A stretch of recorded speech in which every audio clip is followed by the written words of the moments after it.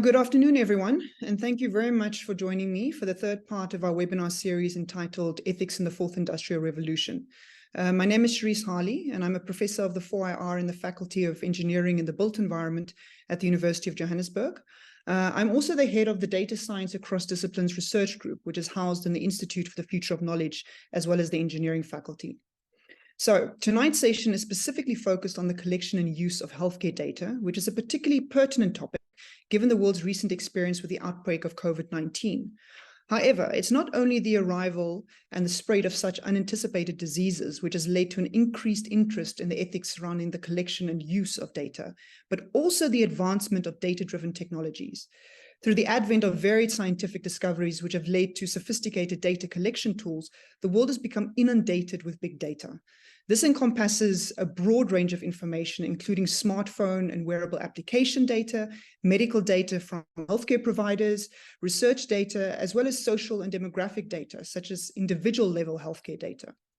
All of this data is used for a variety of different purposes, often merged, aggregated, and linked to optimize products and services in our society. However, data sharing and the reuse of people's data entails risks and challenges for people's privacy. It also leads to concerns around the fair use of data and possibly even negative consequences with regards to the just use of such data. It is becoming increasingly difficult to apply old safeguards and oversight practices in data-intensive contexts, where the very notion of consent and anonymization has completely changed. As such, the ethical issues which abound are even more numerous than they were before the arrival of the Fourth Industrial Revolution, and as such, I think they require our constant engagement and scrutiny. As researchers and innovators, it is incumbent on us to ensure, or at the very least, attempt to ensure to the best of our abilities, that an individual's fundamental rights and freedoms are protected in this constantly changing environment. This naturally includes their right to the protection of their personal data when it's collected and used. However, there is much debate on which ethical approaches are appropriate as a means of ensuring and protecting the relevant rights of individuals. Beyond this, there is also extensive disagreement with regards to the rights of communities or social groups and what exactly is meant by the idea of the social good. Coupled with these ethical concerns are also relevant legal considerations, which need to be taken into consideration through the appropriate implementation of structures such as the POPI Act. We then need to ensure that there are practical procedures in place that would by default ensure ethical and legally compliant data collection and sharing. As such, we cannot stop at discussions around ethical conduct. Rather, we need to move on to the practical side and engage with technological ethics by design solutions that integrate these principles into practice. These various ideas and notions are the focus of tonight's discussion, and I will be joined by two academics who have extensive experience within this context. Firstly, I'd like to introduce you to Kennedy Otwombe, who is an associate professor at the School of Public Health and the lead statistician at the Perinatal HIV Research Unit from the University of the Witwatersrand. Thank you very much for being here tonight, Kennedy. We really appreciate your participation. Our second panelist is Christopher Stein, who is a professor in emergency medical care from the Faculty of Health Sciences at the University of Johannesburg. Thank you as well for being here. I think we will have a very interesting and dynamic discussion tonight, so I appreciate your time. Before we start to discuss the various elements surrounding the topic for tonight, our two panelists will each give a short presentation on items of relevance to our discussion. First up, we will have Prof. Otwombe, who is going to discuss the principles of ethical data collection and issues around implementation. And then Prof. Stein is going to discuss the legal aspects of that are relevant to the collection and use of healthcare data. Prof. Otwombe, if you are ready, please take it away. Thank you. Thank you, Prof. Harley. Hi, everyone. My name is Kennedy Otwombe. As you've heard, I'm a biostatistician. I'm based at the Perinatal HIV Research Unit, and I'm also an associate professor at Wits School of Public Health. Now, the ethics topic is a very interesting topic, especially in the fourth industrial revolution, because use of data has become massive. Computers have become better. Technology has become quite interesting to work with. I mean, data can be channeled out in and out quickly. You get your results immediately. And so Today, I'm going to start by looking at the principles of ethical data collection. So in my own experience working as a biostatistician at the Chris Barra Hospital, we see patients regularly. We see patients or we see participants. So not all participants that participate in our studies are patients. You know, sometimes there are times we run like vaccine studies where people are really well, so they're not sick. But, you know, at that point, then they're participants. It's normally courteous as part of your start of ethics rules to introduce yourself, introduce the organization, you know, let people know, let people understand the study you're going to do, let them ask questions, let them know the reason for you collecting the data. Oftentimes we take these things for granted because we're sitting in the academic space, we are researchers, and we think that, you know, because we've written a proposal, we've submitted to the relevant ethics bodies and the funders, and the proposal has been funded to so much money, we can just walk in and introduce a study without going into details, hoping that every participant that comes in is simply going to be willing to participate. It's not often the case that they would just be willing to participate. You got to seek permission. That's also another ethics issue you need to understand. You got to seek permission from participants, but you can only seek permission from participants after you have informed them about the study, what the study will be about. You know, if they have any questions, they'll then ask you questions. And also remember, as you're telling them about the study and as you're seeking permission from the participants to participate, please note that you need to make them aware that participation in the study is voluntary. That's another ethics matter that you must take into consideration. They must realize that after the explanation about the study, what the study is all about, and if they've had questions and they've asked questions and you answer them satisfactorily, then their willingness to participate is purely voluntary. Then they must also be informed, and that's part of your responsibility as a researcher, to make them aware that once they're in the study and they're not willing to continue being on the study, they are free to withdraw at any time. So they should be allowed to withdraw at any time without fear, and you mustn't try and discourage them from withdrawing. Listen to them, let them give you the reasons why they want to leave, and allow them to leave, because remember, their participation was voluntarily. Now they've chosen, they want to withdraw for whatever reason, and you can't hold them to that. Then remember, in my space, we deal with drugs, we deal with therapeutics. So the issue about harm is important to discuss. You must let participants realize what type of harm or level of harm they're being exposed to. The idea for you as a researcher is to make sure that you try to minimize any harm. I must be honest with you from my own personal experience, having worked in Barra for more than 15 years.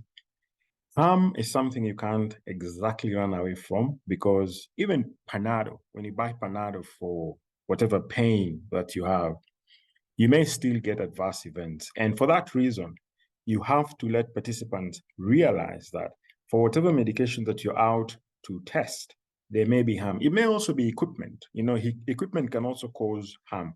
So let them know what the potential harms may be, and let them ask questions. And based on the information you've given them, they will then decide, you know, whether they should participate or not. Also remember, as a researcher, as you're talking to them, be neutral and be unbiased when you're talking to them about your study, about the products that you're going to test. Try as much as possible to not bring your personal opinion or your preconceived thoughts about why you think the study should just enroll anyone that comes. That shouldn't be how you coerce people to get into the study. You must let them make that decision after you've been open to them about whatever harms that they may experience. And of course, you'll also have to let them know or understand, should they experience any harm, how is it going to be managed? Because sometimes, you know, if that information is not clear, you may end up enrolling people thinking that, oh, I'm going to be here, and if any harm comes in, boom, you know, the study will take care of me. I'll tell you what is happening now. in our setup, and especially when we're doing very sensitive studies, we have to take out insurance to protect our participants. And depending on the nature of study, insurance can be very expensive. And so we don't exactly tell them that, but we let them realize that any incidents of harm will be managed by us. And in the event that we're not able to manage the harm, then we will send you to a facility where a more experienced person in that area is going to manage you and will take care of the costs. Let me confess about once we had a problem and we caused harm. And if you don't manage it properly, it escalates to the provincial Department of Health. And let me tell you, if you do not manage that situation properly, you can be locked out of the hospital. So it's very important that you let people realize that these things are real and they can happen. Then ensure confidentiality. Ensure confidentiality, and that's an important ethical aspect of yours. And let them realize all the information you're giving them is highly confidential. But having said that, I must also be honest that we do trials, we exercise confidentiality. We normally tend to do, especially for new medication, we do blinded studies. However, there may be times you have to break the blind because a participant experiences a level of adverse events that none had anticipated. And in order to manage that participant better, you break the blind by trying to find out which arm they were enrolled in, but then the participant is then withdrawn from the study because you cannot keep them blinded. You cannot keep yourself blinded, yet they are being harmed by the products that you're testing. So sometimes we break that confidentiality, but it's very rare. For lots of randomized controlled trials, there's a lot of effort that is often put to make sure that the safety of participants is observed. I mean, I'm not saying that it never happens. It could happen. We've had bad trials in the past. And I'm not saying that in PHRU, but just all over the world. And so, that's an aspect one has to think about carefully. Then we must also make sure that we keep the information about participants anonymous. For some of the work that we do, we collect very private information. So it may be you're dealing with young people. A young person has come and has told you that I take so much alcohol, or I take, so many cigarettes every weekend. This is information that is not, say, known by members of their family. You can't then just go out and tell their family members that, your child came here and told us that this is what they're taking. That is not allowed. But having said that, rules have changed. Rules have changed, and we're now having a very interesting situation in trials in the ethics bodies. So let's assume you're doing a study and you're enrolling young people. You're enrolling children, for example. And then in the course of talking to the kids, you find out that they are experiencing some type of violence, which they've opened up and told you about. Now, this kid may qualify to join your study because they've met the eligibility criteria, but the law now, and this is very interesting, the law now that our ethics body at FEBE, and I'm assuming that this might also be happening in your institution in University of Johannesburg, is such that we must report any acts of violence experienced by children. And that's a very tricky bit because it sort of puts you in a position where, the child doesn't want to report this because it puts that child in conflict with the guardians or with the parents. But you are obliged by law to make sure that this kid is protected. So we've faced those circumstances previously, and this is the reality we have to face. Also, remember, you also need, as part of your ethics responsibility, to respect people's time.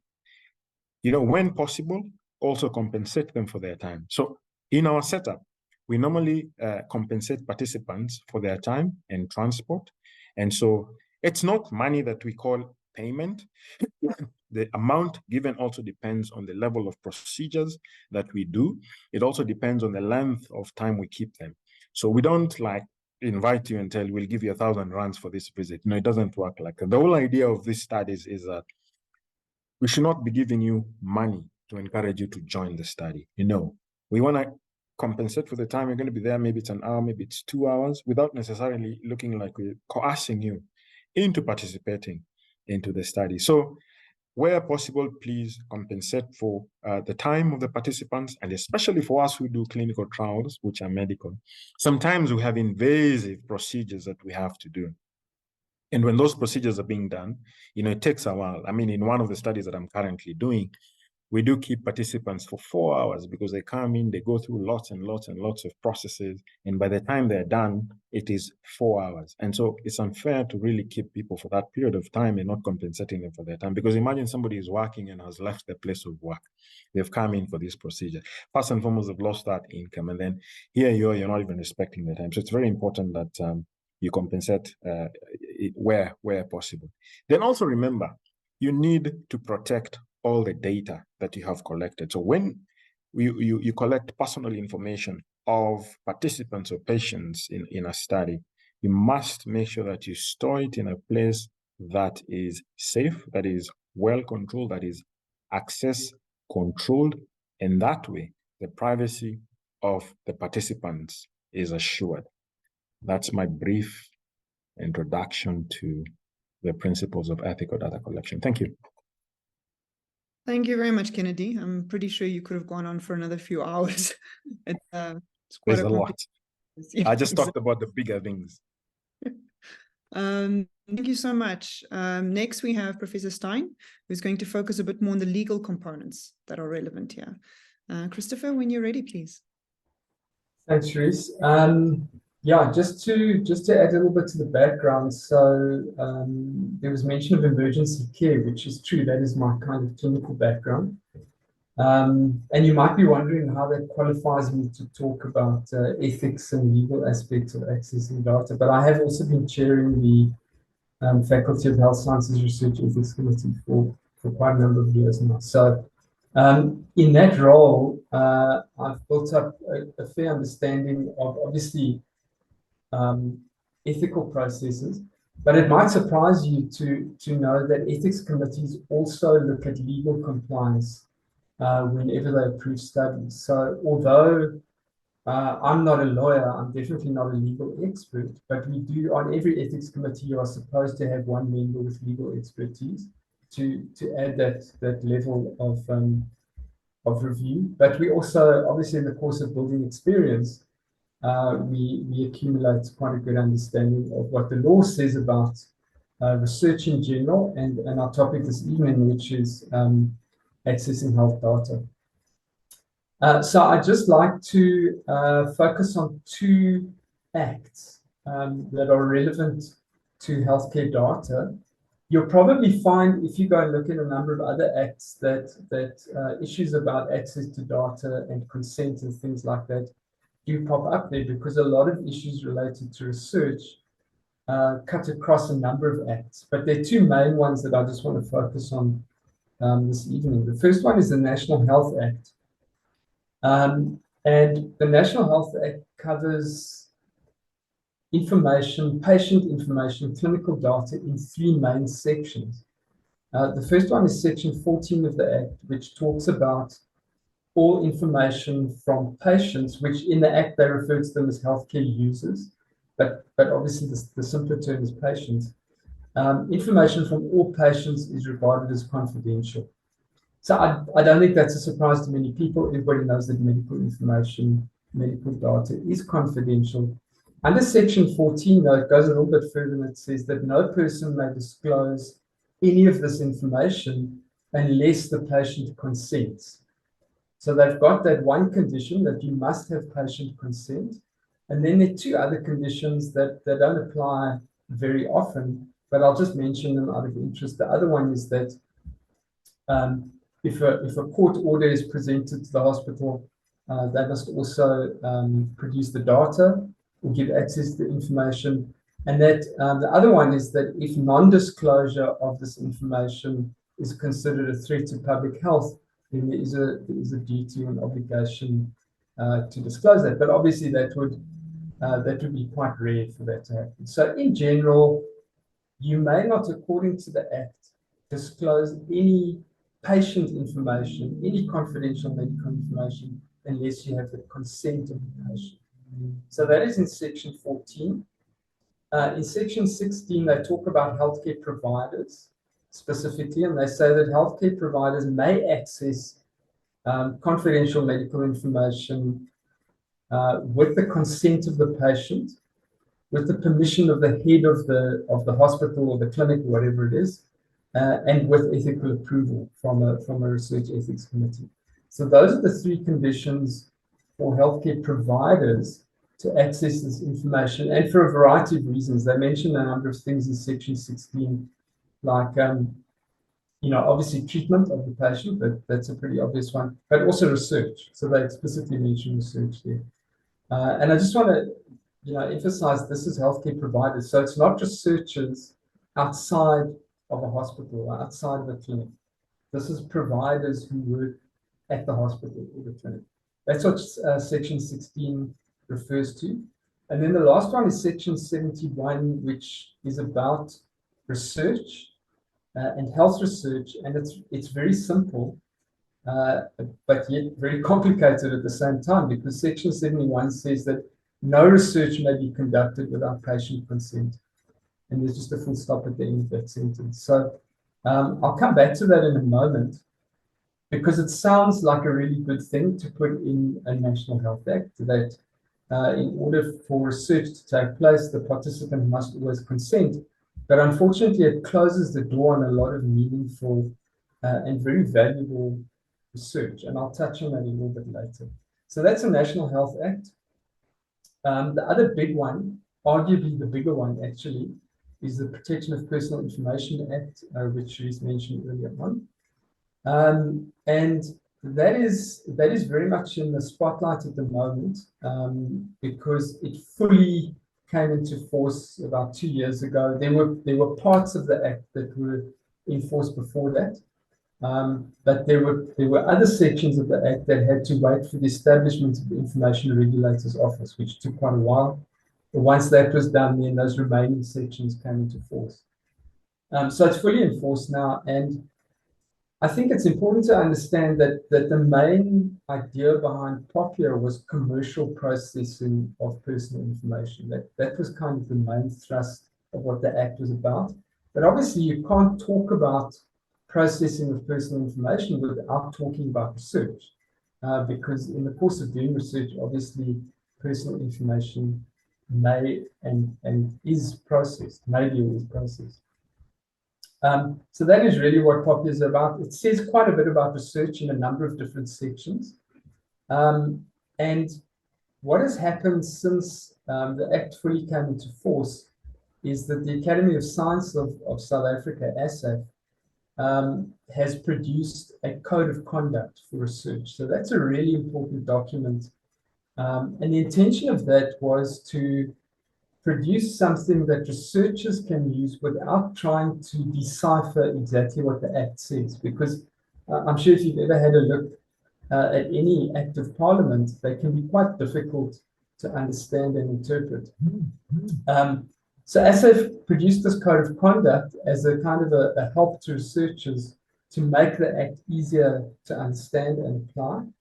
That code of conduct is currently with the Information Regulator. It hasn't been finally approved, but I think it will come quite soon, that approval, and I don't think that the way the code of conduct exists at the moment is going to change very much after approval. So basically what the code of conduct at the moment requires is that it requires each researcher, each group of researchers, to do a personal information impact assessment as part of their application to do the research. And that covers things like stratifying research into different categories of risk. It looks at the legal justification for the research. So the Act requires everybody who wants to access personal information of any type to say what the legal justification is for doing it. It's no longer the case that you can just say, well, I'm a researcher, I just want access to personal information. You have to give a legal justification. There's sections in the personal information impact assessment about retention and restriction of information, how long you're going to keep it for, who has access to it, etc. There's quite a big section on further processing, and I think that's quite relevant to this evening, because further processing is about health information that was collected for a particular purpose, but is then being used for another purpose. And that is quite a common thing in health research. So the Act and the Code of Conduct speak quite a bit about that.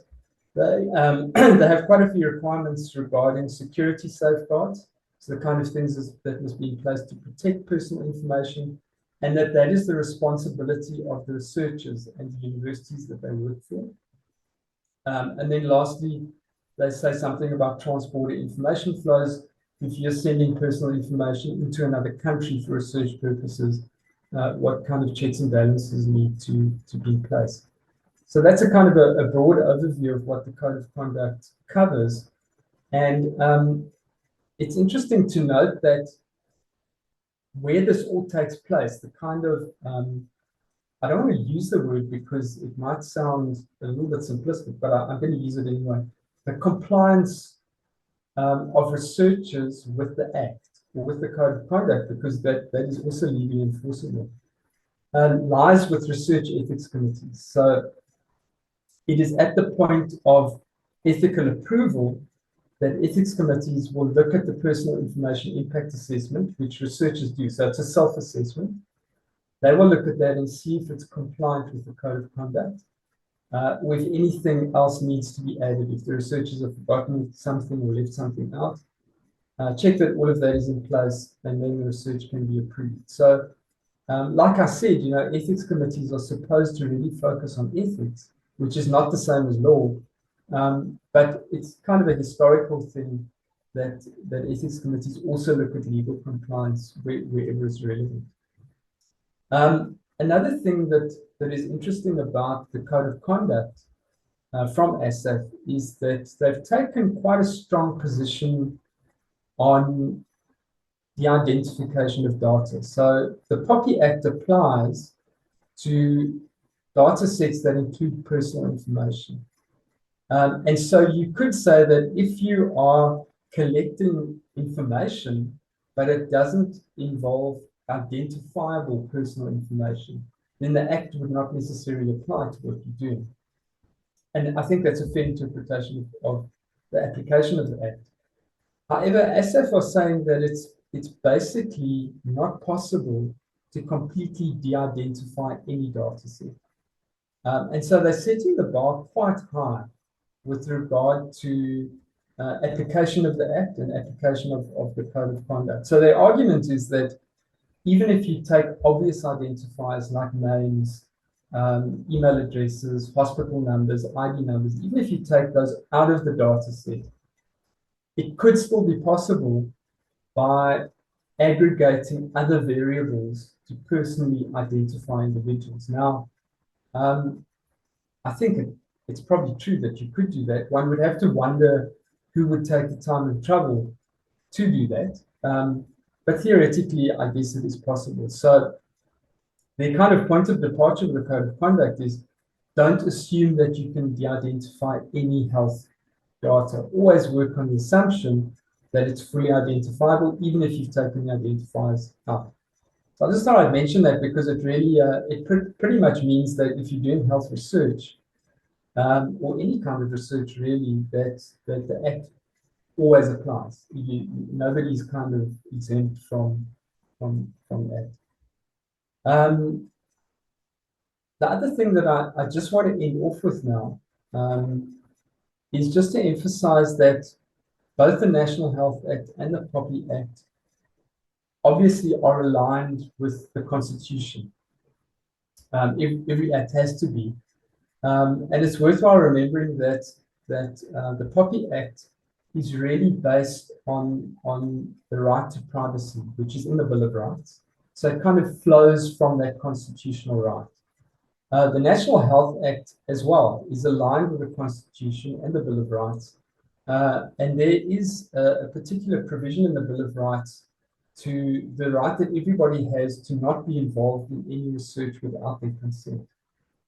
We have one of the few constitutions where that's actually written into the constitution. So both of these things derive from things in the Bill of Rights, which is quite important to remember. Lastly, I've been saying lastly a few times now, very lastly, what do we do? There's this question about what we do when we think that a law limits conduct. So in other words, if I'm a researcher and I look at what the National Health Act says, and it says you must always have consent to access patient information, you must always have consent to any kind of health research. Is that fair? Is that in fact ethically acceptable? And many people have argued that actually it's not, because it closes the door on a lot of very relevant, very important research where you cannot get consent for a variety of reasons. In the case of the focus this evening, it might be that you're dealing with data from several years ago and you simply cannot contact those patients to get their consent.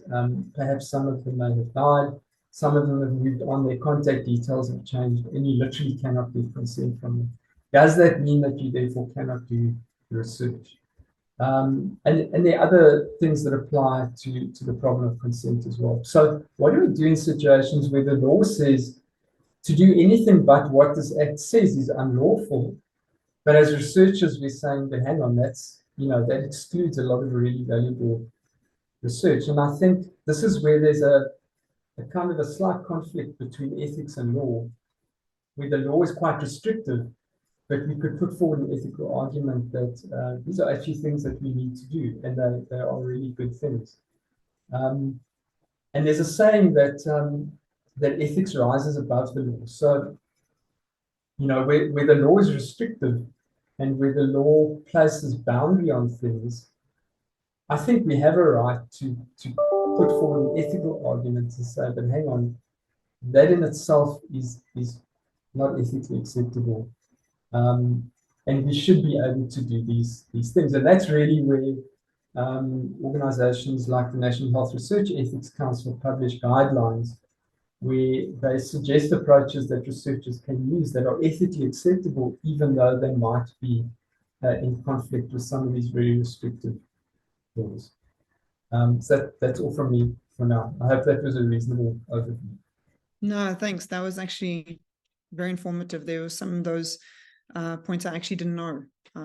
So that was actually very interesting. For the audience, we've actually got, as a panel, there's certain topics that for me are particularly interesting. So which I'd like to raise now with my two panel members and actually discuss. If you have any questions, please put them in the chat. You can raise your hand as well. Just to maintain the flow of the discussion, I might not turn to your question in the chat immediately, but I promise we will get to all your questions and your points of discussion, because I will be monitoring as we move forward. So I think the first point for me that I've always just been curious about, because I think there's probably a lot out there in terms of the kinds of structures in place with regards to maintaining ethical requirements, legal requirements. But from both of you, I'd just like to get from your experience, what are the structures in place currently that make sure that data collection and use is done ethically in a practical context? I think for me, that was one of the questions that came up immediately when the COVID outbreak happened. Because there was so much data that was being utilized for a variety of different reasons. One of the things I was wondering is that what is being done to make sure it's being done ethically and that people's rights are actually being protected. So yeah, Kennedy, Christopher, if you could perhaps give us some thoughts. Okay, I'll start. Thanks for that.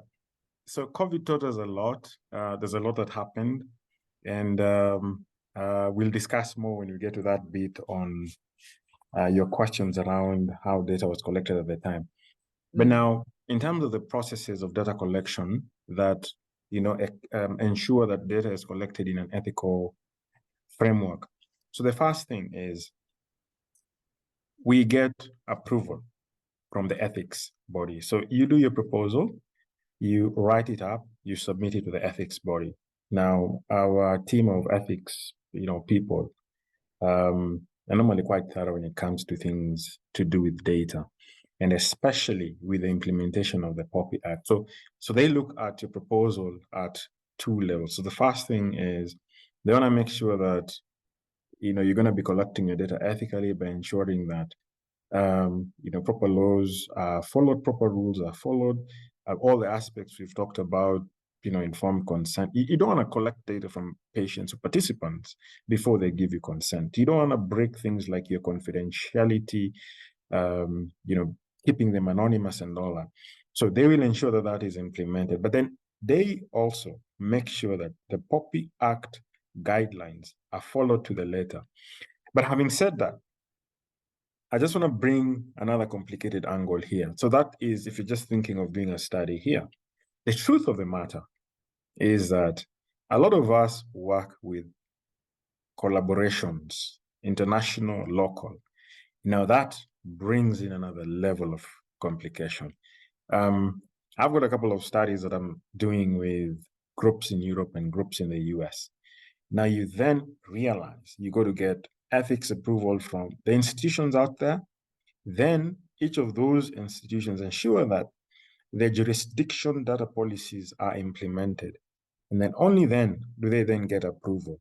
And now it becomes even more interesting, because if you look at our collaborators, say in the US or in Europe, they oftentimes are the ones that collaborate with us to win grants. But then the study is implemented here.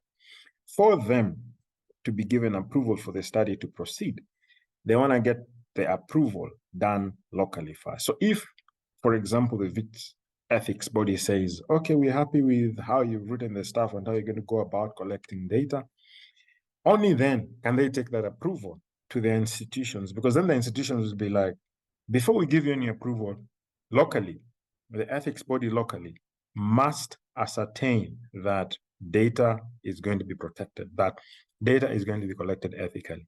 So there's so many other different levels that come in, especially in collaborative work.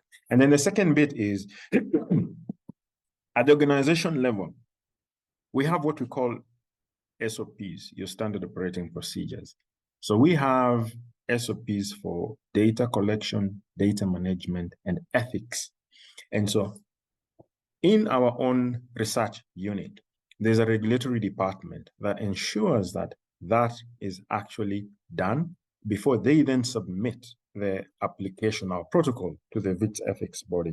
And so that is an internal mechanism that we have to make sure that by the time that application goes to the ethics review committee at the university, all the loose ends have been tied. And then once you've been given approval to proceed and run your study and collect data, you don't just collect data and go to the end. So we have usually another internal two processes within the study, and then we get an external auditor. So we have monitors. We get all these clinical research organizations who have monitors to come and monitor our study, to come and monitor all the different facets of what we are doing, including how we are collecting data and ensuring that those data that we are collecting meet or follow the requirements of the law. And then if you're doing a study and testing a new drug, especially that is, hasn't been tested in the way we're testing, within the study, and Professor Stein will also be in agreement with what I'm going to say now, we have what is called a data management committee, a data safety committee. Now, this is a team of clinicians, epidemiologists, statisticians who have vast experience and knowledge in that field, or in managing data, or in understanding the AP and the clinical aspects of the study that you're working on. And they interrogate the data thoroughly. They do a lot of interrogation. And so internally, we have all those processes that we follow to make sure that the data that we are collecting is collected within an ethical framework. But remember, this is for primary data. I know you've got a bit that you're going to be talking about secondary data, but I'm talking primarily about collection of primary data. And then, of course, the other aspect that we put in place to make sure that internally we are doing work that follows the ethics principle is you got to have security measures, data security measures. And for us, for example, we have access codes. Access to any database depends on what your role is in the study. So not any Tom, Dick, and Harry can access our data sets. And even when you can access the data sets, there are levels of access that people are given. I'm privileged, I'm a statistician, so I have more access to a lot of data sets. But for many others, access would just probably be to quickly have a glance at what has been collected. And then, of course, if there's some information that hasn't been collected properly, it needs to be cleaned and all that, they'll pick it up, through our quality assurance team. And then, they'll make whatever changes they need to make so that the data is correctly reflected. And then another way of doing things, ethically at the data collection point is to ensure that we apply what is called the principle of data minimization. You don't just go and collect any piece of data you want from participants or from patients. You got to stick to data that is relevant to what you want to do. And so even the ethics body will ask you to concentrate on data that is relevant to what you want to do and to data that is going to answer your question.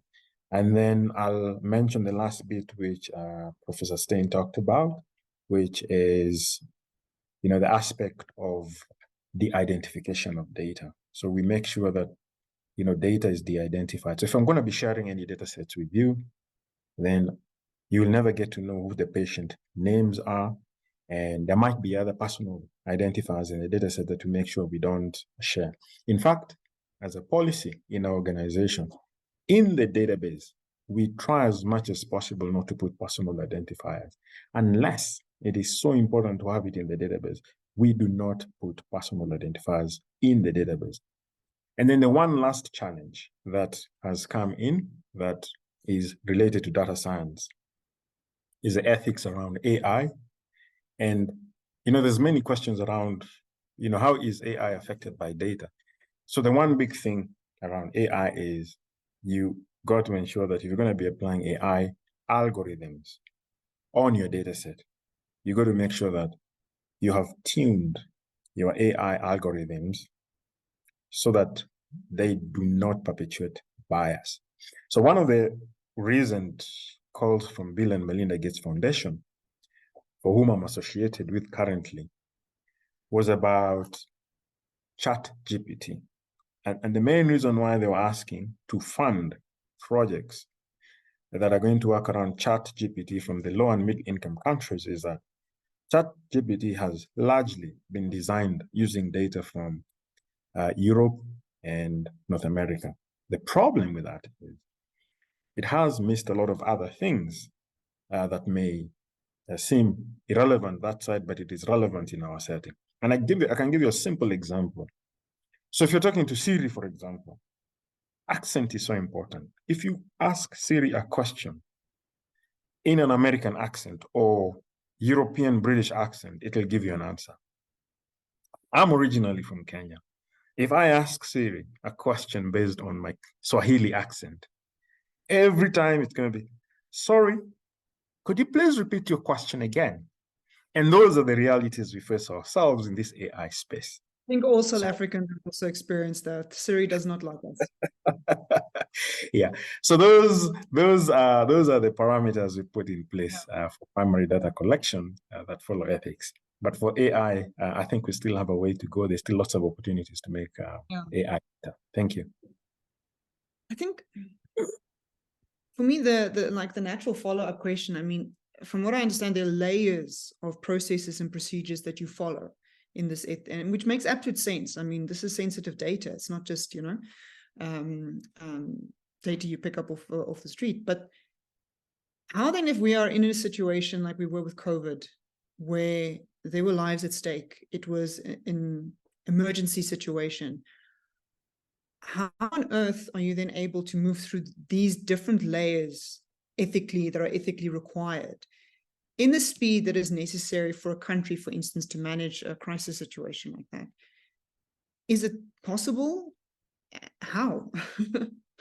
So I'm going to go to, unfortunately, I'm going to have to eat into your next bit, Charis. The truth of the matter is, please interrupt at any point. yeah, the Yes. truth of the matter is, in the event of an emergency, you got to look at other aspects. And that's also what a lot of the ethics bodies all over the world did. You got to look at public health and research benefits. If that stands out, you really don't have the luxury of going through all the normal processes because lives are at stake. You've been faced with an imagination. I mean, you've been faced with an emergency situation, and you really don't have time to go around recruiting people, consenting people. People are dying. People are dying. Remember when COVID came? It was a huge panic all over the world. I think fundamentally for me, it comes down to the balance of how do you, at what point does the notion of the greater good outweigh the need for consent and protecting individual rights and data? So at what point do we see this balance or this tipping point? And I think, COVID was just a very obvious example. So it was a very obvious one. What do you still keep? What do you still then consider moving? And I think here, in fact, Prof. Stein would actually be in a better position because he deals with emergency medicine. So when those emergencies come up, you got to save lives. And then these other things we'll think about later. And the good thing was a lot of the ethics bodies actually agreed that, they reduced the time that they took to review proposals. In general, they gave priority to all COVID protocols. And so most of the other studies, suffered, unfortunately. But again, they had to suffer because patients or participants were not even coming to studies or to sites. And so it wasn't really too bad. But unfortunately, that's a reality. And a lot of these rules, are often broken. But, if data is aggregated and anonymized, in those circumstances, I think you can easily work with that without necessarily identifying individual patients or participants or without also causing potential harm. But this must be monitored very closely. That's my thinking. What was your experience? What is your take on this? Maybe just to add, so, you can think of emergencies, I think, in two kind of levels. COVID is the kind of public health emergency, which is on a massive scale. But obviously there are emergencies that happen every day, and there are patients who are treated for emergencies who cannot consent because they're unconscious or whatever. That's something that I'm very interested in, obviously. But I don't think it's necessarily the focus of this evening. But in terms of public health emergencies, there is definitely a conflict between those two views of ethics. The one is the historical, individualistic, informed consent and autonomy is the pinnacle of everything. That kind of view or that philosophy, versus the communitarian-based public health ethics, which really focuses on the public good and tries to sort of minimize individual autonomy as being important at that point. And it really is actually quite a problem to marry these two because they are not good partners. They're actually really the opposites of each other. So the question is, how can you, in a pandemic, for example, do justice to the needs of public health, but still tick the box of informed consent and autonomy? And it is very tricky. I'm not so sure that anybody really has a coherent answer for that at the moment. But I think one thing that internationally, the ethics bodies and the organizations that produce ethics guidelines are very, very reluctant to do is to just say we can forego informed consent, because that is a Pandora's box that I think if you open, you might never close again. And the whole thing of informed consent has a very, very long history dating back to the end of World War II and the atrocities that happened in the concentration camps, etc. So it's a very big thing. It's a very sensitive and entrenched principle of research ethics. So I don't have an answer about how you put those two things together. But one thing I think that is important is that, as Kennedy said, during that time, when COVID was at its height, ethics committees were under a tremendous amount of pressure. And a lot of it was political pressure, unfortunately, to push things through, to get trials through, to get vaccines approved for trials, etc. And it really was a very difficult time for many of them. But they did an amazing job. One of the things that I think is important, though, is to understand that you can't really shortcut principles. So you can't say, because we're in a pandemic, the ethical principles or we can sort of pick and choose which ones we want and we can ignore others. The principles remain the principles. But I think the thing that ethics committees did well in that time was to get through the reviews really rapidly. So people who chair these committees all over the world and in this country as well, we're up at midnight, 1 o'clock in the morning, we're taking phone calls from politicians, etc., etc. And it was just a crazy time. But I think, you can expedite review of ethics, you can do rapid reviews, but it does become a problem when there's a thinking that you can change the principles, because of a different set of circumstances. Yes, there are different priorities, but one has to see how you can still balance those principles and not put anybody at risk. Even though it's a high mortality, but we still need to follow principles. Yeah. I agree with you. I think, and it does. It's kind of seeing the trees from the forest. The idea that we are in an emergency situation. We want to try and see how fast we can act to deal with the emergency. But at the end of the day, decisions made now can have long-term consequences. Like you're saying, you're opening up Pandora's box if you suddenly just throw out autonomy and individual rights and ignore it. And yeah, I don't think that there's currently I don't think we have an answer, but I think it's definitely, I think COVID opened up our eyes to the fact that it is something to be discussed. It is something that we can't ignore, and we do actually have to face as individuals and as a society. Especially when you were speaking about the Non-Disclosure Act. So basically that if there's a threat to public health, then certain personal data must be made available. That's something that exists, and we need to be able to know at what point is that an acceptable way forward. So yeah, I think it's very difficult topic. Actually, as a follow-on from that, because a lot of the structures that you've pointed out that are put in place, there's a lot of commentary around the existence of ethical review committees, and they seem to have a very strong presence within this context. My other query is more around the kinds of bodies that exist in like companies and healthcare organizations. Do they all, is all their ethical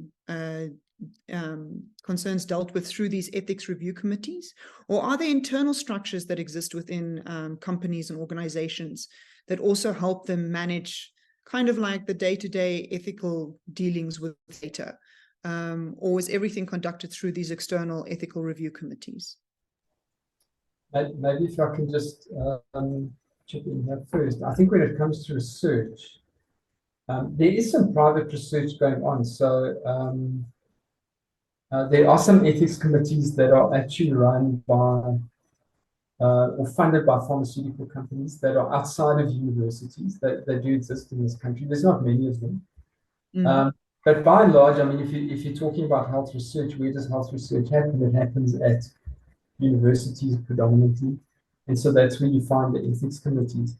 I think one of the interesting things that kind of, it does fall within the ambit of health research, but it's also a little bit different, is, biotech companies that do a lot of research and development with maybe instruments or tests or, imaging, so really technology-driven stuff.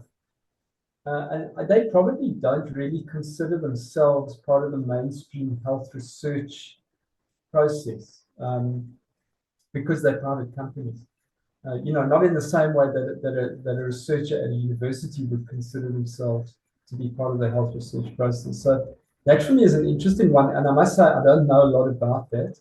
I'm not too sure how the biotech companies, engage with that whole process of ethical review and making sure that what they're doing is ethically acceptable. But I'm guessing that wherever there is a requirement to get ethical approval, they would get it. It is possible for companies or whoever outside of universities to still get ethical approval from university ethics committees. It's the service you normally have to pay for, but ethics committees do that. They do take external applications as well. So it's not as if you're outside of the university, you can't get ethical approval.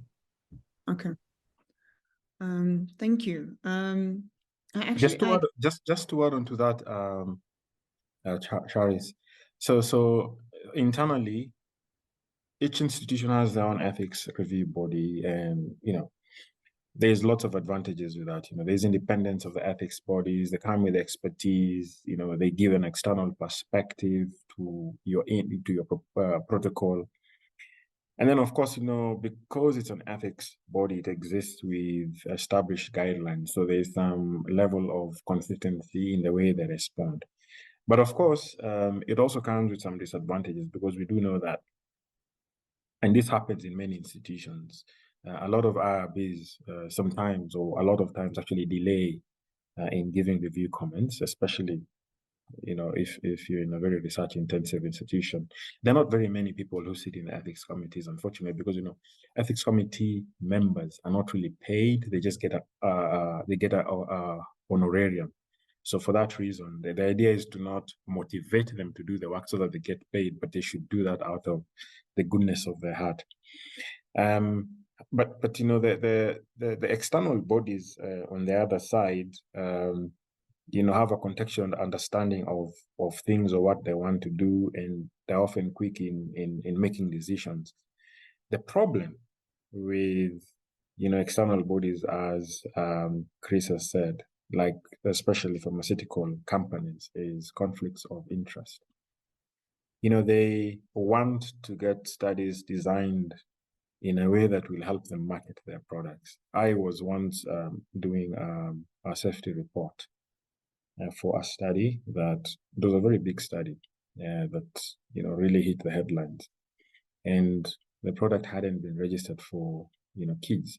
And so when I did the clinical study report is basically a statistical report with a lot of safety information. Now, when these kids were young, purely I think because they had low immunity and they were young, they had a lot of adverse events, and you'd expect that toxicity because of the ARV medication. And then as they grew older, beyond 1 year, you would see less and less of this. And so in trying to get me to put the report together for submission to the regulatory authorities, they tried to convince us to exclude the adverse event data for the first period of their life. And we said, hell no. We said, hell no, you cannot do that. Let everyone know what these kids would go through at that age. And those are the realities we face. In one of the other days, I was doing another trial. And again, it was pharmaceutical funded. I won't mention names. And we really didn't see a benefit in the product. And I made a presentation. I was a lead statistician, so I had insights in terms of how the group, the intervention and placebo data looked like. And you could see how the guys from the pharmaceutical company were trying to give a lot of suggestions, so that we can head towards a significant result. But unfortunately for them, I refused, and I said, look, I'm going to do what you want to do, but in terms of reporting. So, it's always good to discuss with people and get ideas of how to do your analysis. And that in itself is not a problem. We have that respect. We listen, we'll do the data analysis the way you want. What we will not do, and this is why we have ethics bodies, and this is why we do protocols, and this is why we seek approval. What we will not do is change the primary objective. Yes. We will not change the primary. We will analyze the primary objective as per the approval we were given.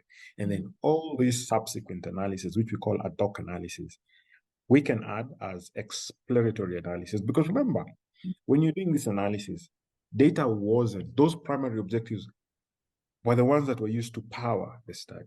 And then all these other exploratory things that a pharmaceutical company is telling, why don't you try this? Why don't you try it? And then if you get significance, then they want you to sort of dwell on that. And we tell them, no, it doesn't work like that. It doesn't work like that. The good thing on the side was that all these ideas I came up with had extremely poor statistical power to pick differences. And for that reason, it all actually worked so negatively towards them.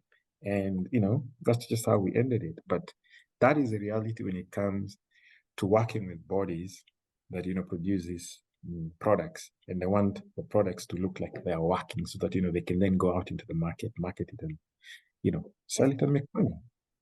You've raised actually a very important point. And I think for many people, especially researchers and innovators, we've already started realizing, I think COVID highlighted this very nicely for some people, is the concern around who has funded the research and what is the underlying agenda for the research. Just like you're saying now, there's sometimes a reason why it was done, and they focus on something specific because they want to advance a specific idea or advance a specific research avenue. And it's especially in the healthcare arena where, I mean, the stakes are high. This is a very intense field to be working in.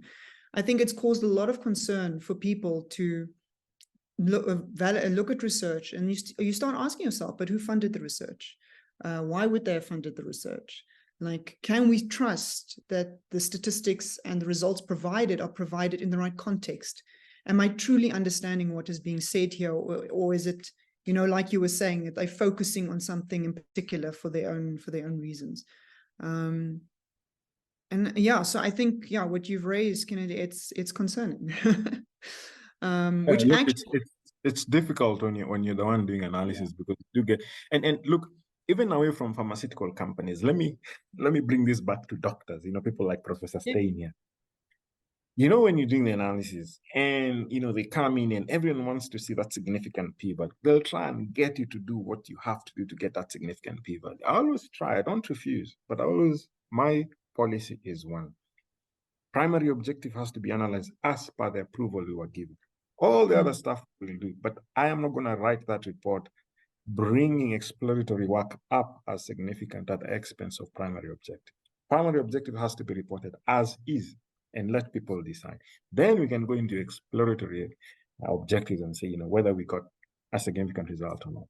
That's what we experience as statisticians. It's a very interesting field. And, you know, you got to say no sometimes and tell people, look, I'm happy to do this the way you want it done. But when it comes to reporting, we got to stick with the approval that you're giving. Otherwise, it puts my name in disrepute if I change the objectives because of your personal interests. Thanks. it also, I mean, it comes back to what you were saying, just in terms of engaging with patients. You don't want to bring in your personal biases, your own personal object. You need to come in clean, as clean as possible. I mean, that's already a difficult thing for any human to do. But at the end of the day, yeah, in that context, you need transparency and you need an objective eye. And actually, that's one of the other things that I've been wanting to ask, especially around the discussion we've been having in an emergency situation. How do you support society, maintain ethics around individual data? In terms of healthcare data, should what we would call public healthcare data actually be publicly available? There's a lot of data that's collected with government funds, but at the same time, it's sensitive data. So what are your thoughts on to what extent should it be accessible versus protected? Because these are still data given by individuals, even though the project is funded by government. Perhaps these patients are also at government hospitals, so even their healthcare is being provided for by government. How do you manage, how do you argue for either side? So let me, okay, go ahead. You go ahead. Sorry. Yeah, I think it raises an important broader question, which you've touched on already. It's this whole thing about public good and public interest. And that's an argument that's often used, particularly in genetic and genomic research, you know, where you have massive biobanks of tissue samples that can be used for all sorts of things. And the arguments often put forward by researchers are that that is such a tremendous, potentially valuable resource for public good, you know, new drugs, new cures for diseases, etc., etc. But I think the important thing to remember about public good is that we speak of it as if it's this eternal kind of well-defined thing that never changes. In reality, the public good is actually a political construct. It's never the same from one time to another. It's very cross-sectional. And so that's something I think to be perhaps wary is not the right word, but just always keep in mind that the public good is something that is in the hands of the political establishment, actually. And it is subject to manipulation as well. So there's a good side to it. That I mean, there are things that we would want to do with health data in the name of the public good that nobody would question. But there are other things and there are other forces at play that can counteract that, that people should be aware of. But to answer your question about, you know, if somebody goes to a public hospital, it's public health care, taxpayer money, should we not have kind of open or public access to that? For me, one of the key things, you know, in situations like that, we talk about, quite often we talk about broad consent, where, for example, tissue samples might be taken from patients and stored for long periods of time.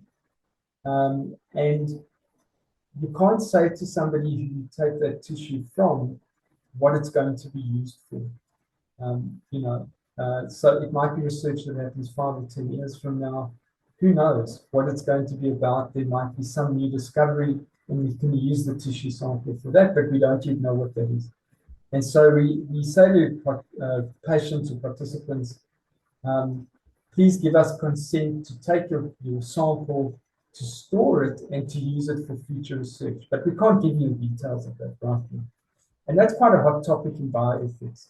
But one of the things that's absolutely key is the level of trust between the patient or the person giving the sample and the researcher. So I think if you say to somebody, will you give me your tissue sample and it's going to go into this biobank and it's going to be publicly accessible, I think probably very few people would be willing to do that. So the kind of governance structure that you have around a biobank, which controls who can access those tissue samples for what, under what conditions, etc., is really, really important, which kind of, to my mind, argues against open access. So not completely, but there has to be quite strict and tight control over those samples and what they get used for, rather than sort of just throwing it open and saying, you know, anybody can use this pretty much. Yeah. So it for me, it comes down to trust, that trust relationship. Yeah, that's a good point. Kennedy? Just to support what has been said, I am a strong supporter of open data, open public health data, and purely for the reasons given. The one big thing is a lot of the big studies are actually funded by taxpayers' money. So there's no reason why that data shouldn't be made available. But of course, it's not as easy as I've put it, you know, because people are not very willing to share their data. But you see, if properly managed, you know, you can use that data for, you know, scientific advancement. You know, you can use that data for reproducing what's been done. So think about when COVID came, that group that tried to cheat that malaria does treat COVID. And then, you know, us bring the data so that somebody else does an independent analysis to verify your findings. They refused and they were forced to withdraw the paper that they had published in the New England Journal of Medicine. And remember, the New England Journal of Medicine is the cream of the journal in our field. You know, if you can publish your work there, you can walk with your head above water. They were forced to withdraw. That paper was redacted. So you can see the extent to which people are wanting to lie to get glory. And that's where all these problems come in. But you see, on the other hand, you could actually try and address some of these challenges by, assuring the people that are making the data available that, look, you can work together with them and do the work collaboratively. The one thing that also people don't want is, imagine you've taken years, you've written a proposal, you've looked for money, you got some money, you've run a trial, and then you collect data, and then somebody just telling you, put that data out there for every Tom, Dick, and Harry to come and use as they please. That's a bit that a lot of people are very uncomfortable with. And so, away from even issues to do with privacy concerns, because you see a lot of the data that is made publicly available has de-identified a lot of this information. So you wouldn't really worry. I don't think privacy in itself is an issue, but I think privacy in the use of that data is probably the bigger thing. And if they can get the reassurance that, they can partner with people, because, I have seen situations where, people have collected data that have made it available. And, people have taken the data and have used it without even acknowledging the people that initially collected the data. And that's, where all these problems come in. So I think for purposes of accountability, reproducibility, scientific advancement, putting that data openly and publicly available is a good thing. But everyone has to think about how to manage the challenges that come with that. And that's where the big question actually lies.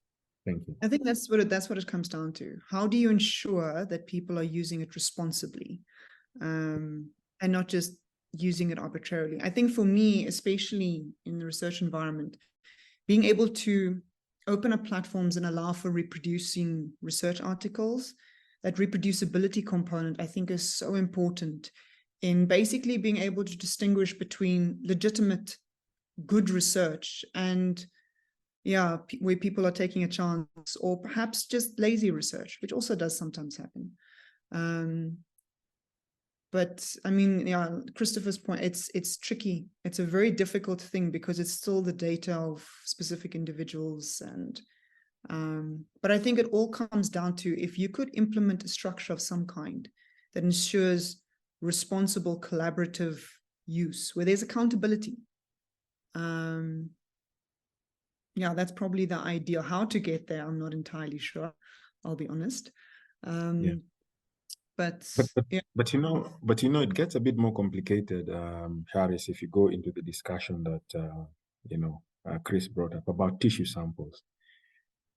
Take for example, I'm involved in some study where people gave samples in 2005, 2006. Now we're in 2023. We're almost 20 years down with those samples. And then imagine you get those samples and then they land in a lab where a product is developed that is then patented and it generates a lot of money. Now you can see where this issue is going. Yet, even the person that produced the sample is no longer available because, as it was mentioned here earlier, some of those guys we dealt with at the time have either died or have relocated. So if we want to use the tissue samples that we have, we can't even go to them and ask for permission. We have to go to the ethics body and ask for permission. The downside is if the sample is then used to come up with a product that is then used to generate income, it becomes very tricky. I've really never understood how they manage the benefits, but as far as I'm concerned, usually it will be the biotech companies that want to take the profits. I'll give you a very practical example in our immediate setting. And I'm just going to have to mention names here because it's happened. So you guys know IBM that is in Braamfontein. IBM lands and wants collaboration with the universities around here. They come, they talk to us. We have a whole set of chest x-rays for patients. The whole idea was, how can we use chest x-rays and, with a ton of chest x-rays, pull out pixels, and then using technology that they have, you can use something around the distances and the clustering of the pixels to increase with higher certainty whether the patient has TB or not. And they then approach you. We are sitting with all these chest x-rays, about 2,000 or 3,000. They have the equipment. They are in IT. They have the equipment. And then we get to the point where we are signing a data transfer agreement, a data sharing agreement. And then, being the office that is here, that information has to go to the US office for review and approval. Fair enough. Now, the guys from the US send back the data sharing agreement with a clause that has been inserted there, telling us that if the product that they're thinking of is produced and it is successfully implemented, they keep the patent 100% and we get nothing. I mean, I just looked at it and I thought, you really cannot be so dumb to come all the way from the US and then you're coming to tell us like that. We cut our relationship with them. That's a reality to get ourselves in. Yeah, you see. Say that. Yeah. Well, especially, the moment that you provide context for these tissue samples that are 20 years more old, it immediately starts to illustrate the complexities of any research or any development or any innovation that comes out of something. And you can't even backtrack the origins of this. No, you can't. Individuals are who collected anything. But at the same time, some of the advances that could come out of this could change the world. And the idea that you stop just because you can't get consent, it makes it tricky. Colleagues, very tricky. We are running out of time, and we actually have some interesting questions in the chat. Three of them actually from... Sorry. The issue about benefit sharing. Yes. From health research.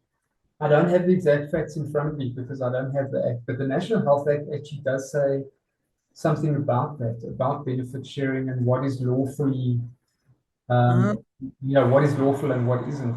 And if I remember correctly, companies are not actually allowed to pass on profits from products to research participants.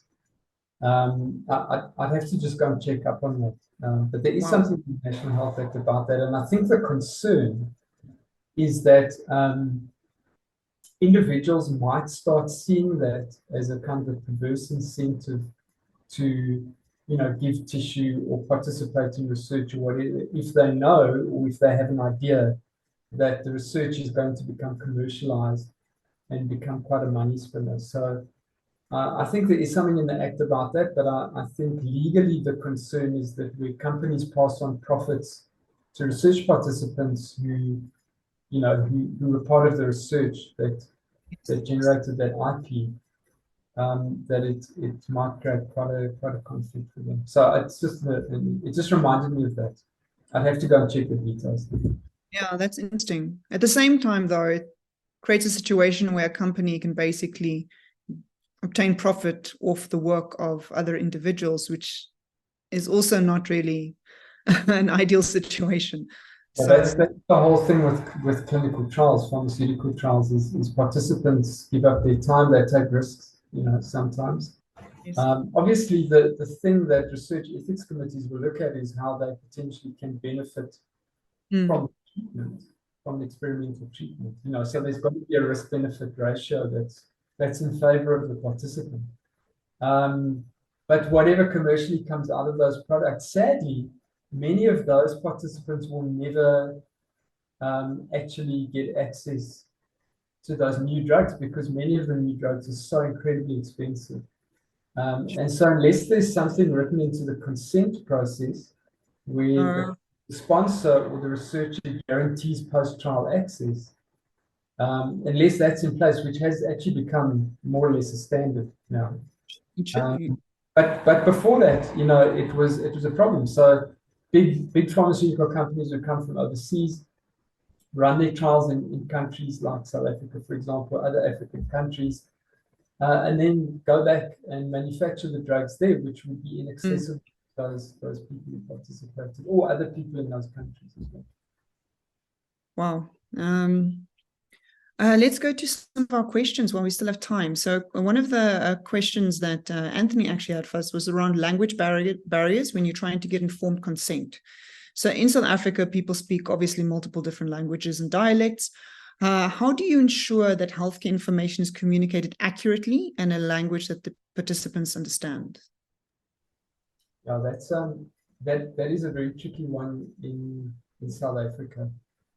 Yeah. With all the different languages. But the basic approach is that if any participants are not fluent in English, if their home language is another language, then it's the duty of the researchers to provide some kind of translation. And interestingly enough, there was a discussion at a National Health Research Ethics Council meeting about 2 years ago about what the best way is to actually translate this usually quite complicated research information that you're trying to get across to people. And you might think that having like a professional translator would be the way to go, but actually the feeling seemed to be that it's really important to have somebody translating the material verbally who is from a particular area, who understands a particular dialect of a language. So there might be subtleties in different languages in different areas of the country or whatever. And so that's actually quite a challenge for researchers, to find those people to be able to translate accurately in that way. But to answer the question, there would be an expectation that it would be translated into whichever languages are. It's interesting that you say it has to be somebody that comes from that region, because it actually links up to the next question that Anthony had around cultural sensitivity. So how do healthcare practices then, when in terms of the communication, how are you sensitive to cultural norms and values? And I think the only way that would be possible is if it is somebody from the relevant region and culture group, and because they would have an instinctive way that they come from that context. So I think probably you definitely have to understand the culture, and you probably benefit more working with people that are from that context who understand how to collect that data. I'll give you an example. I'm currently managing a study that is running across Africa and Asia. Now, one in Mali, we have a site that side. There's a lot of these issues, and it's been very important for us to really get into the community and recruit people right in the community who are doing literally everything, having a good understanding of the cultural dynamics of that community, the sensitivity of issues. Being in the field of HIV, there is questions on sexual reproductive health we have to ask. Those are extremely sensitive. You don't just go into the community and ask.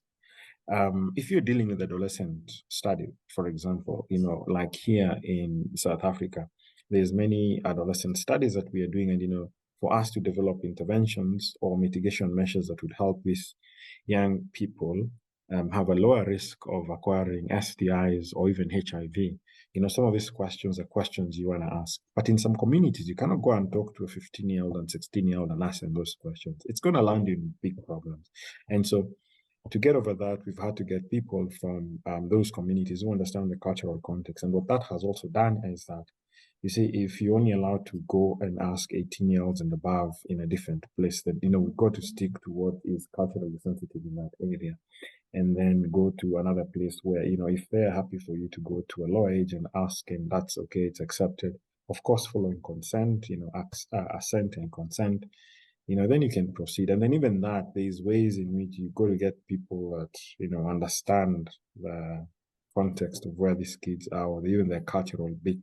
So that, you can ask them in ways that are considered appropriate, and not ways that will also lead them to behave in the way you're asking. So those things are very sensitive. But I want to go back to the language barrier, if you don't mind. One of the things that I want to bring up is, away from the challenge of translations, I'm also involved in a different study where we've had to do translations, because doing a translation is damn expensive. So if you don't have a study that is properly funded, and you need to do translations, and you have very long questionnaires, I'm telling you, it is a fortune. It does cost quite some money. I must tell you. Yeah. Sure. So that's an additional cost. It is. It explains why your funding grants are so huge. I'm starting to get a deep understanding of why that is. Okay, there was another question from Anthony around power imbalances. How do we manage significant power imbalances between healthcare professionals and patients? Because your patient might be fearful or reluctant to ask questions or express concern. They might defer to your authority. So they might actually not even say that they don't want to take part, for instance, just because, you know, they feel that you're an authoritative figure. Is that part of the cultural sensitivity and bringing in appropriate individuals? Or how do you manage that? Like, it's an interesting question. I'll talk only on the side of adolescents, and I'll let Chris talk about the other side. So for our studies where we are enrolling young people, we tend to work with young people from the community who may gel easy with the young people. So, you know, if I go in and I'm trying to interview a young person about some very confidential pieces of information, you know, they see me like their father, and, you know, they are worried, and, you know, they cannot open up. But what you then do is you look for young guys who easily, you know, blend with them, and I can ask them these questions and talk to them, and they open up and they chat, you know, pretty well. And we do trust, based on the information that we've seen, that works well. For example, also, I am doing some studies with commercial sex workers, female sex workers. Even that group is a hidden group. They will not open up and give you information. So we have to find a way in which we get one person who then goes and talks to them, given that they know each other pretty well, and then they open up to this person. But just from nowhere, they won't open up to you because they don't know whether you're a security person. yes. Commercial sex work is still illegal in South Africa. They don't know whether you're a security person who's coming out to try and investigate and arrest them. So they won't even want to chat with you. So there's the ways we've actually managed to get through this is using what we call respondent-driven sampling, where you go to get one, and then that one person is the one that sends you to 2 or 3, and then those 2 or 3 send you to another 2 or 3, like that. And that's how you penetrate and get some information from them. But yeah, That makes sense. Yeah, I think just to add in a kind of a clinical environment, you know, like in a hospital or whatever. This is quite a problem where there is definitely that experience of patients that they feel as though clinicians, you know, have a lot of authority. And when a clinician comes and says to you, well, here's all the information, would you like to participate? There are a whole lot of things that go through patients' minds. You know, some of them get the idea that maybe if they want good quality care, they have to sign the consent form, and if they don't sign it, you know, these are things that you really have to guard against during the consent process. There's another thing called therapeutic misconception, where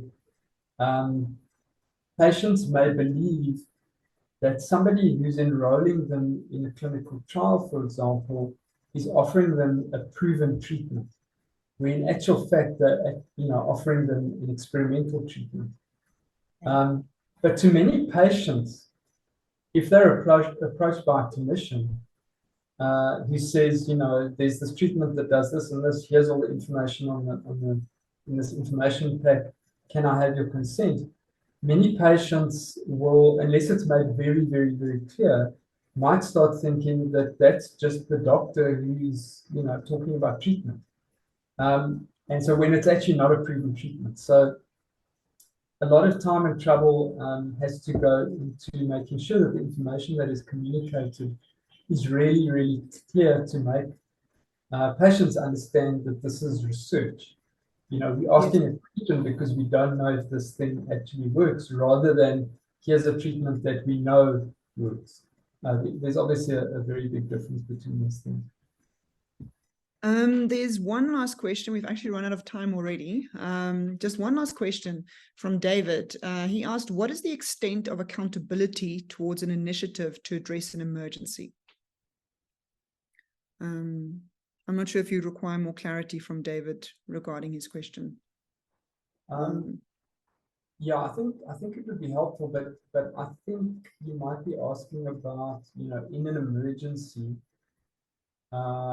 My interpretation of that would be in an emergency, is there a kind of a different level of accountability maybe in research than in any other situation? That's what I get from the question. I think that if that's what it means, then the answer to that is no. In fact, I think, you know, if you look at a normal emergency, so if you go into an emergency department in a hospital and you are unconscious, there's a legal principle of implied consent. So doctors and whoever can treat you without your consent, and that's perfectly legally okay. Makes absolute sense, because if they didn't do that, you would die. But that is very different in research. So what applies to treatment does not translate to research, because research is about unproven treatments. And so for research, it's quite different. But the level of accountability and the level of responsibility by the researcher or the clinician is exactly the same. It's definitely not a different standard because it's an emergency. Thank you. We've come to the end of our webinar today. I don't know if there are any last comments either from you, Kennedy, or Christopher, before I close. I think this communication is a good one. We should keep the fire burning. We're moving into the space of data science. A lot of ethical issues are emerging with the emergence of huge data sets, with the emergence of publicly available data sets, which never used to happen before. And these conversations are important because then they guide our thinking in trying to get access to this data and how to go about analyzing them and interpreting and following the rules and procedures we need to put in place. So I would like to say thank you to you and Tim for putting this webinar together. Thanks. Thanks, Kennedy. Just from my side, maybe just one thing is that we've spoken about ethics and the role of ethics committees a lot as kind of gatekeepers. And a lot of researchers see ethical review as a bit of an obstacle. You know, they want to get on with the research and it's a kind of a roadblock. But I think the main message is that it's not intended that way. It can sometimes look that way. But it is a really important step. So for the researchers out there who are considering working with or already working with health data, it's not that ethics committees are trying to be difficult, but it is really important to make sure that all checks and balances are in place. Considering this data comes from individuals, it comes from people. It doesn't just exist in a vacuum. So Charis, yeah, thanks from my side. It was very interesting. No, thank you to both of you I think I've learned a lot, especially in terms of the practical context of things. There's a lot that's going on that unless you're in the field, you're not aware of, and you just don't understand the complexities that actually exist.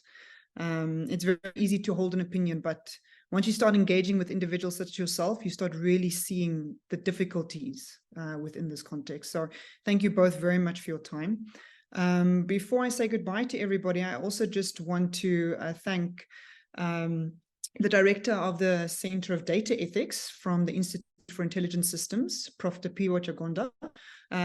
It's with his help that this webinar was actually put together, as well as the team from the Institute for the Future of Knowledge, specifically Ms. Tandina Mvele. She's been amazing in pulling all of this together. And yeah, we really appreciate the support. It made tonight possible. So thank you very much, everyone. Also, and thank you to Dr. Kazibone, who's always with us and always guiding us on this process. Thank you, everyone. The University of Johannesburg, the future reimagined.